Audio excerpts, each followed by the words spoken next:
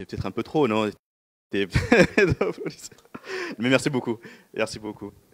Merci beaucoup. Et c'est vrai. Et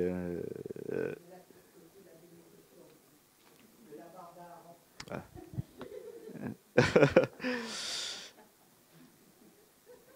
Ah, ouais, c'est vrai. Non, non, non, mais ça, non, mais en plus maintenant qu'on se ressemble un peu plus, hein, et qu'il a bien bronzé, hein, hein, vous avez pu le voir. Genre, limitant même, on verra pas la différence entre le fait qu'on ait bougé comme ça. Ah, non, ouais, j'imagine.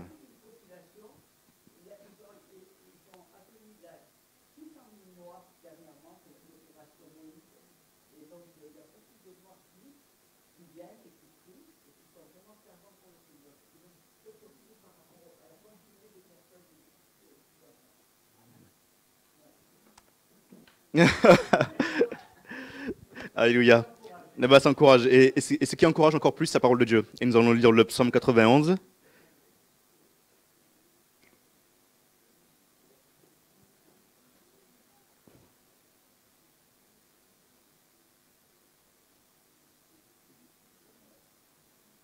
Et tout le monde le connaît. Et je voulais voir ceux qui cherchent. On le connaît tous. Donc, ben, si tout le monde le connaît par cœur, on va le lire ensemble. On va dire ensemble, le proclamer. Celui qui demeure sous l'abri du Très-Haut repose à l'ombre du Tout-Puissant. Je dis à l'Éternel, mon refuge et ma forteresse, mon Dieu en qui je me confie, car c'est lui qui te délivre du filet de l'oiseleur, de la peste et de ses ravages. Il te couvrira de ses plumes, et tu trouveras un refuge sous ses ailes. Sa fidélité est un bouclier et une cuirasse. Tu ne craindras ni les terreurs de la nuit, ni la flèche qui vole de jour, ni la peste qui marche dans les ténèbres, ni la contagion qui frappe en plein midi. Que 1000 tombent à ton côté et 10 000 à ta droite, tu ne seras pas atteint. De tes yeux seulement tu regarderas, et tu verras la rétribution des méchants. Car tu es mon refuge, ô Éternel. Tu fais du Très-Haut ta retraite. Aucun malheur ne t'arrivera. Aucun fléau n'approchera de ta tente. Car il ordonnera à ses anges de te garder dans toutes tes voies. Ils te porteront sur les mains, de peur que ton pied ne te heurte contre une pierre. Tu marcheras sur le lion et sur l'aspic. Tu fouleras le lionceau et le dragon. Puisqu'il m'aime, je le délivrerai. Je le protégerai puisqu'il connaît mon nom. Il m'invoquera et je lui répondrai. Je serai avec lui dans la détresse. Je le délivrerai et je le glorifierai. Je le rassasierai de longs jours et je lui ferai voir mon salut. Voilà, il nous fera voir son salut au nom de Jésus. Dans ce psaume, nous voyons clairement que Dieu agit en faveur de ceux qu'il aime et qui connaissent son nom. En plus, tout à l'heure, quand le pasteur il parlait, j'ai dit, mais quand il parlait, j'ai dit, mais j'étais assis là, j'ai dit, mais il a fait quasiment tout le partage que je voulais vous parler ce matin. J'ai dit, mais bon, merci Seigneur, tu es grand. Mais c'est vrai que c'est encourageant. C'est vrai que je me dis, et c'est pour ça qu'il y a un seul esprit qui règne dans ce lieu. Et donc, nous voyons clairement que Dieu n'est pas inactif. Nous voyons que Dieu clairement n'est pas inactif. Notre plénitude, notre salut, dépendent de qui? Dépendent de Jésus. Notre salut, notre plénitude dépendent de Jésus et dépendent de notre connaissance de notre Seigneur, de la parole de Dieu. La parole nous éclaire, car elle est la lumière. Et comme il est dit dans le chapitre 1 de Jean, elle est la lumière, elle est la vie qui éclaire la vie des hommes. Elle nous ouvre les yeux. Alors nous connaissons le Seigneur, non au travers d'idées reçues. Le fait de lire dans la parole, nous ne le connaissons pas par rapport à des idées reçues. Nous ne le connaissons pas par rapport à des légendes, à des comptines, ou bien à des interprétations carrément. Nous le connaissons directement dans sa parole. Il n'y a rien d'autre qui nous fait connaître Dieu que sa parole et son esprit. Nous ne pouvons rien inventer. Nous ne pouvons rien ajouter. Tout est là. Tout ce dont nous avons besoin, tout ce dont vous avez besoin, est dedans, est en lui. Parce qu'il est la parole faite chair. Nous cherchons désespérément à vivre. Tout ce que nous faisons, nous cherchons désespérément à vivre. Notre âme et notre corps cherchent, comme dit le psaume, cherchent désespérément à vivre et à assoiffer. La parole de Dieu est claire. La vie que l'on recherche, la vie que l'on recherche, et la vie éternelle qu'on recherche, est dans la connaissance de notre Dieu. Jean chapitre 17, verset 1. Après avoir ainsi parlé, donc c'est Jésus lui-même qui parle, Jésus leva les yeux au ciel et dit, Père, l'heure est venue.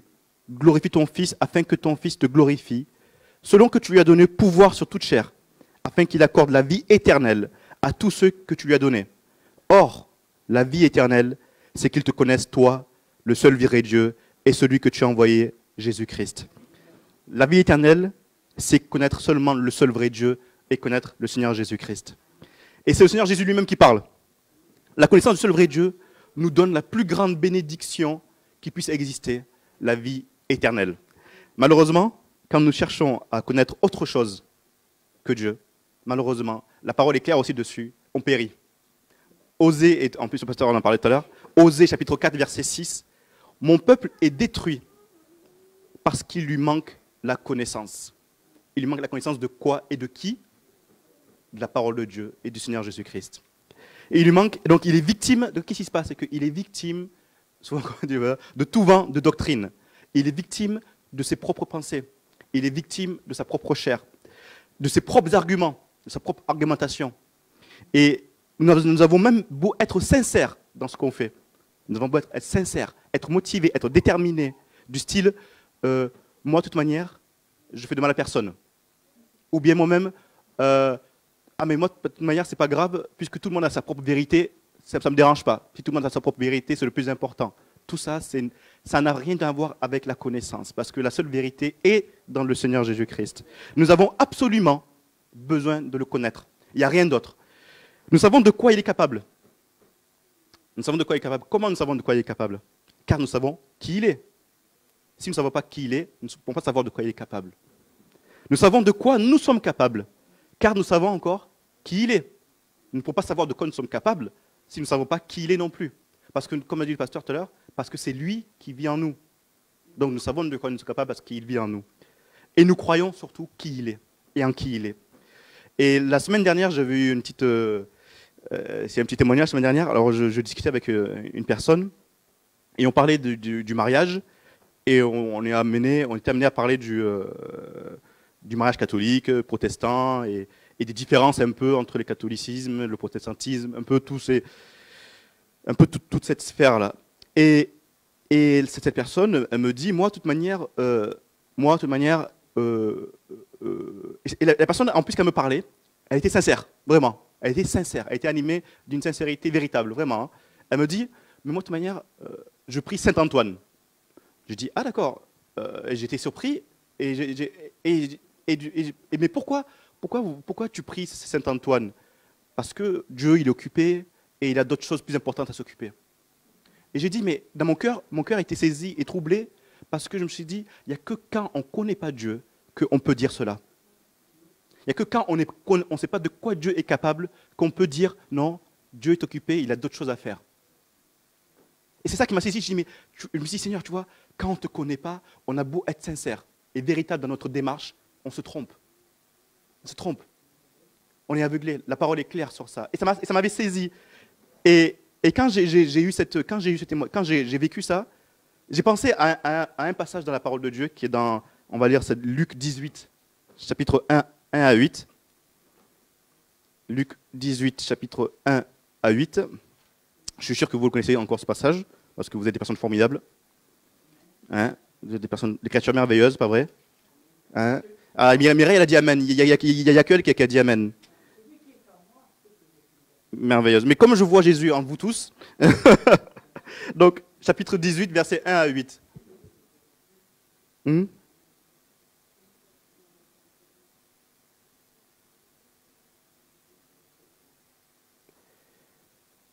Jésus leur adressa une parabole pour montrer qu'il faut toujours prier et ne point se relâcher. Il dit, il y avait dans une ville un juge qui ne craignait point Dieu et qui n'avait d'égard pour personne. Il y avait aussi dans cette ville une veuve qui venait lui dire, fais-moi justice de ma partie adverse. Pendant longtemps, il refusa. Mais ensuite, il dit en lui-même, quoique je ne craigne point Dieu et que je n'ai d'égard pour personne, néanmoins, parce que cette veuve m'importune, je lui ferai justice, afin qu'elle ne vienne pas sans cesse me rompre la tête. Le Seigneur ajouta, entendez ce que dit le juge inique. Et Dieu ne fera-t-il pas justice à ses élus qui crient à lui jour et nuit? Et tardera-t-il à leur égard? Je vous le dis, il leur fera promptement justice. Mais quand le Fils de l'homme viendra, trouvera-t-il la foi sur la terre? Trouvera-t-il la connaissance sur la terre? Trouvera-t-il la connaissance de notre Seigneur Jésus-Christ sur la terre? Mais quand j'ai lu ce passage, j'ai trouvé ça rassurant, parce que quand j'ai vécu ce moment, j'ai dit, il m'est impossible de dire que le Seigneur, je n'ai pas d'importance aux yeux de notre Dieu. Quand je le connais, je sais de quoi il est capable et je sais de quoi je suis capable en lui et par lui, parce que c'est lui qui agit. Je ne peux plus parler ou vivre comme n'importe qui. Je parle et vis comme une personne engendrée directement par le Seigneur Jésus-Christ et par sa parole de vérité. Jacques chapitre 1 verset 18 dit « Il nous a engendrés selon sa volonté, par la parole de vérité, afin que nous soyons en quelque sorte les prémices de ses créatures. » Amen. La parole de Dieu vit en nous. Nous vivons et nous marchons en nouveauté de vie. Nous vivons et nous marchons en nouveauté de vie. Nous marchons et nous vivons en vainqueurs. Parce que non seulement nous gardons sa parole, et en gardant sa parole, qu'est-ce qui se passe? Il vit en nous. Garder sa parole, c'est méditer sa parole et obéir à sa parole. Et il vit en nous. J'arrive à dire très aisément, souvent dans notre vie, on arrive à dire très aisément, et souvent même les maris et moi-même en premier, j'arrive à dire très aisément que ma femme, de quoi ma femme est capable, c'est parce que je la connais. Parce que je la connais, je sais de quoi ma femme est capable. Parce que je vis avec elle, je pleure avec elle, je mange avec elle, je respire avec elle. Donc je sais de quoi ma femme est capable. Et je peux dire aussi, oula, je ne savais pas que tu étais capable de faire ça. Mais elle, qu'est-ce qu'elle peut me répondre si je dis, je ne savais pas de quoi tu étais capable? Elle va me dire, mais Limon, ça veut dire que tu ne me connais pas assez. C'est-à-dire que je suis surpris par son attitude, je suis surpris par ses capacités, parce que je ne la connaissais pas assez. Quand je lui demande de faire quelque chose à ma femme, je sais, et j'ai toutes les données en main pour lui demander quoi que ce soit. Je sais que si je demande... voilà, genre, pas... c'est tellement compliqué là. Non, pas du tout. Non, c'est merveilleux. C'est juste que... Vous savez, moi, je suis un enfant. Je suis un enfant, donc moi j'aime la simplicité, donc voilà, hein, d'accord? Donc je peux lui demander, oui, tu sais, j'ai faim, tout ça, parce que je sais qu'elle sait cuisiner. D'accord, ça paraît simple, je suis pris un sujet très simple. Hein. Mais elle peut, j'ai bien fait.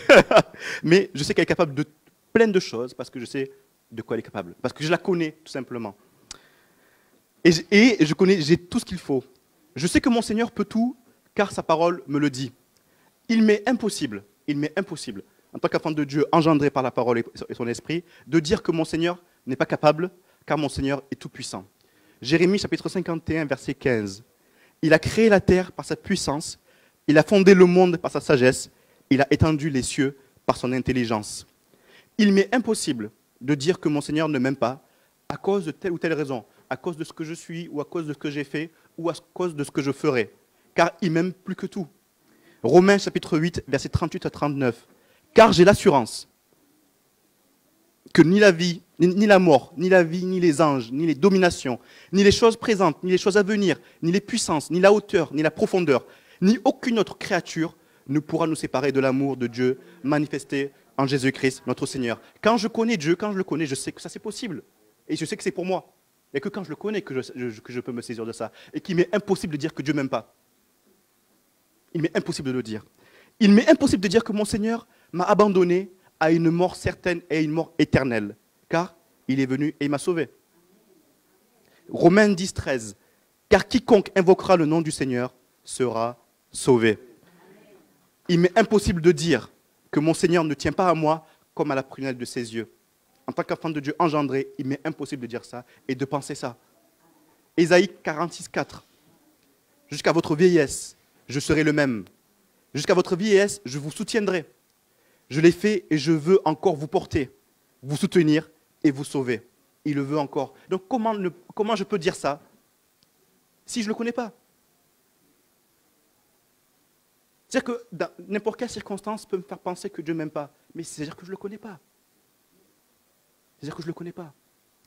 Il m'est impossible de dire que le Seigneur s'est éloigné de moi. Il m'est impossible de dire ça, que le Seigneur s'est éloigné de moi. Parce que lui, il est fidèle.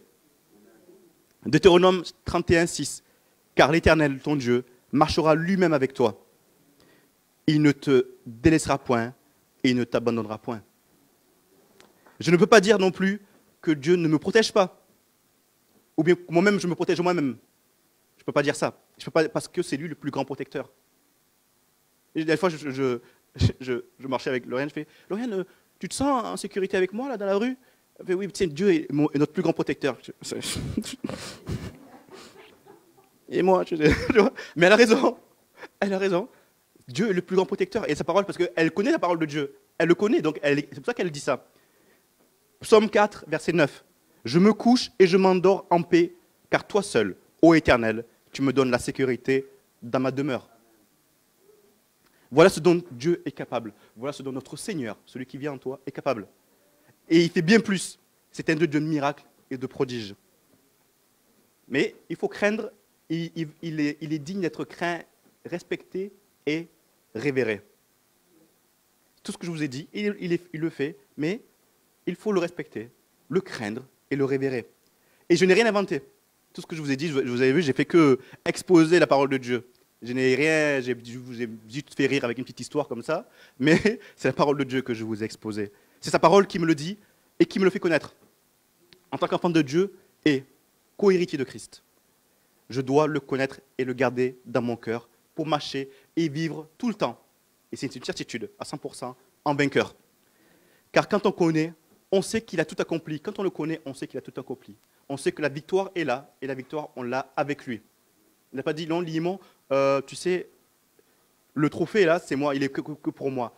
Dans sa miséricorde, il a dit, Limon, ma victoire, c'est ta victoire. Mais, moi, j'ai dit, mais, j'ai dit, Seigneur, mais moi, je ne savais pas ça. C'est sérieux? C'est sérieux? Limon, c'est une surprise? Mais non, mais je ne savais pas. Mais, je n'ai aucune excuse. Je n'ai aucune excuse parce que sa parole me le dit. Et si je dis que sa vérité est gravée en moi, je sais de quoi mon Dieu est capable par son esprit et par sa parole. Et qu'il a toute autorité, c'est-à-dire qu'il n'y a rien qui le résiste. Il n'y a rien qui le résiste. Au nom de Jésus. Seigneur, donne-moi de te connaître tous les jours, chaque jour. Un peu plus, tous les jours. Donne-moi de me plonger dans ta parole. Éclaire-moi par ton Esprit Saint. Ne me laisse pas comme une girouette à des doctrines, à des courants de pensée, à des réflexions qui m'amènent nulle part, à des attitudes qui m'amènent nulle part, ou bien même à des réflexions qui rabaissent même ta puissance, et à des réflexions qui me découragent et qui amènent à un témoignage qui n'est pas véritable, parce que le témoignage de Dieu est que véritable, et seulement véritable. Et nous, comme il vient en nous, notre témoignage est véritable. Au nom de Jésus, amen. Que le Seigneur vous bénisse, et sachez qu'il vit en vous et qu'il est capable et qu'il fait des grandes choses en vous tous les jours de votre vie. Tous les jours de votre vie. Le Seigneur Jésus fait des grandes choses dans votre vie. Mais, je dis encore une fois, mais c'est un petit mais, parce que il nous donne de le faire, on plonge dans sa parole de Dieu, dans sa parole qui a été faite chair. Et on a la joie. Et des fois même, vous lisez, d'un coup vous avez le sourire, vous ne savez pas pourquoi. Parce que c'est la joie du Seigneur qui est en vous. Au nom de Jésus, soyez bénis. Amen.